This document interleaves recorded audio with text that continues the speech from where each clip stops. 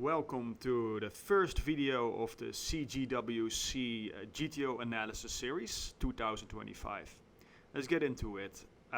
We see it open from the tens, and Linus calls with the ace deuce suited on the button, 150 pp deep. I think Linus is gonna have a high frequency 3-bet, but call should be fine. The tens go for the slow play here. Linus should have a high frequency bet with this hand, I think. And especially for this sizing, I think the tens is going to be a pure or very high frequency slow play. Linus goes for the check and probably bet as well, and the opponent of Linus goes for the block bet, which really worked out. Linus took the bait, gets re-raised really big and calls it off. Question will be, oh my god, he shoves. I didn't even see this. This is pretty crazy. Okay, so let's just get into it. Find the appropriate pre-flop solutions here. And this is going to be hijack's range. And this is going to be Linus' range. And the ace deuce suited is a pretty solid mix, mostly 3-betting. I set the AI on dynamic, meaning it will choose his own bet sizes. So I already set up the tree and I adjusted some bet sizes, to make it the bet sizes that the players chose. So Linus bet 2.5. Yeah, first of all, we see a small bet size for Linus' opponent, and tens is mostly betting. Ace deuce of clubs is like a really great hand to bet with. Yeah, is what I suspected already. And I said tens is going to be mostly slow playing. We see the AI here small raising, so I think for this small raise the tens is also gonna raise a bit. Yeah, quite a lot actually. Pretty much 50-50. For a small raise, it makes sense that it's raising much more often, because then, yeah, it will just get called way more often and it doesn't lose. Yeah, it makes a lot of sense.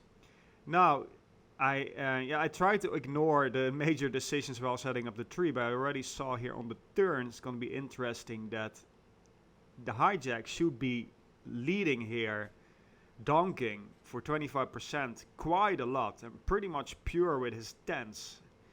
So that is, something that his opponent, that Linus' opponent may have not been doing, and Linus may have expected that as well, that he may not have been doing this so much.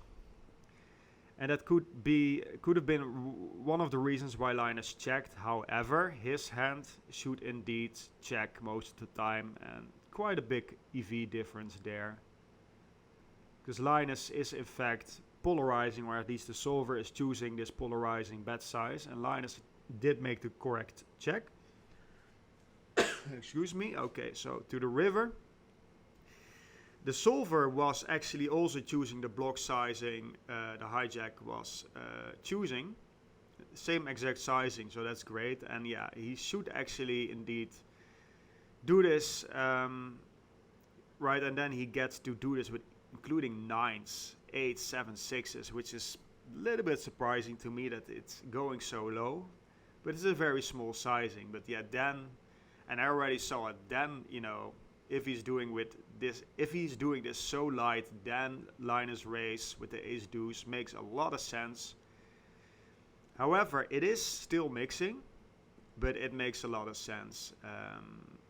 And interestingly, we see Linus shoving to the donk bet already, even though he was shoving to the re-raise. But it's very interesting that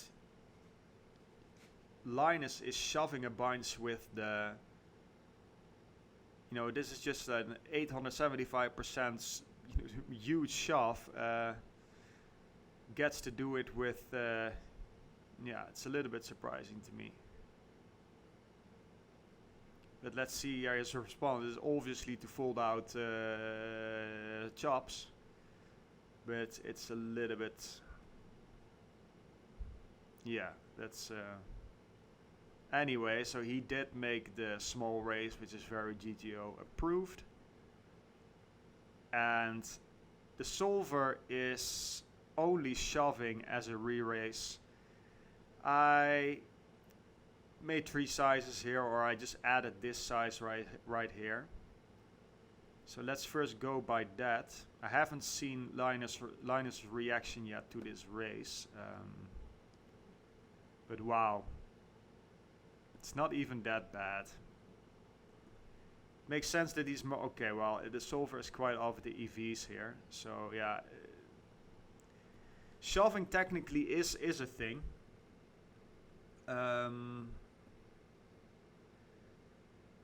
Because out of position is 3-betting some chops. And so, you know...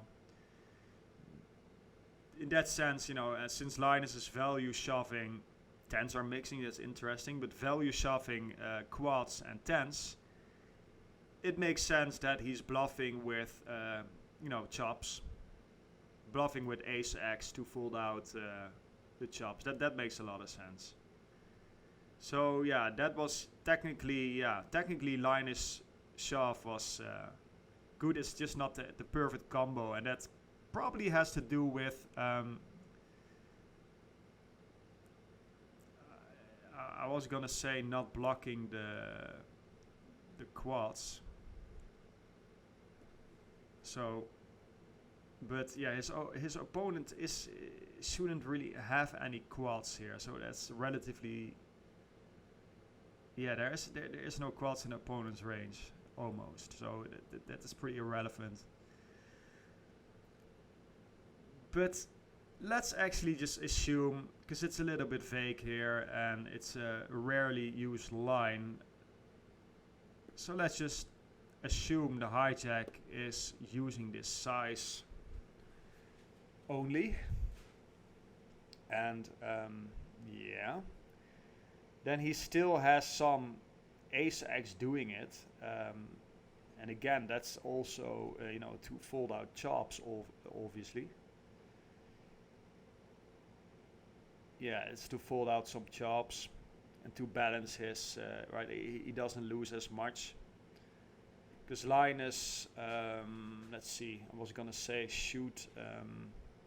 shove most of his very nuttish hands, like his quads and his pocket tens. But he's still, yeah, supposed to balance that also. But yeah, it just makes sense to support, for the hijack, to support his tens and pocket aces with some chops. I mean, some ace x again to fold out Linus's chops here, because we do see that Linus should be folding some ace x.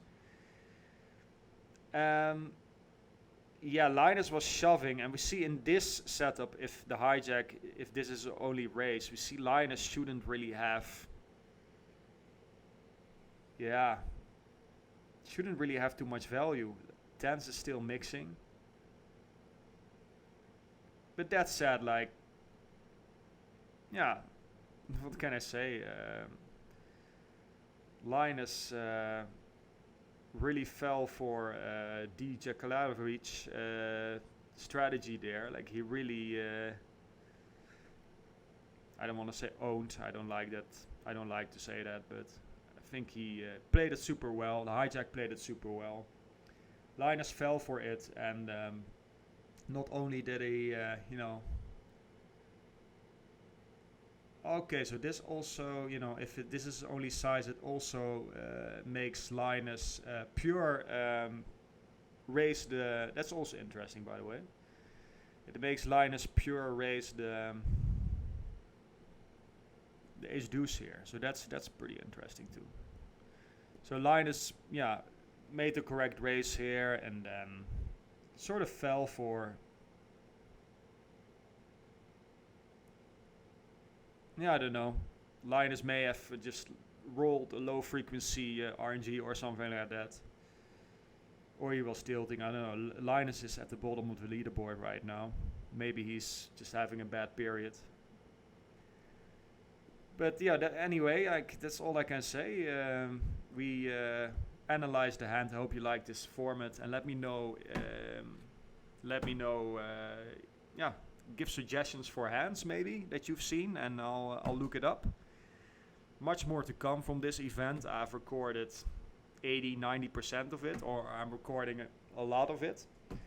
I'm recording as much as I can, so I'm gonna do a lot of analysis videos like this. Thank you so much for watching, and hope to see you in the next video.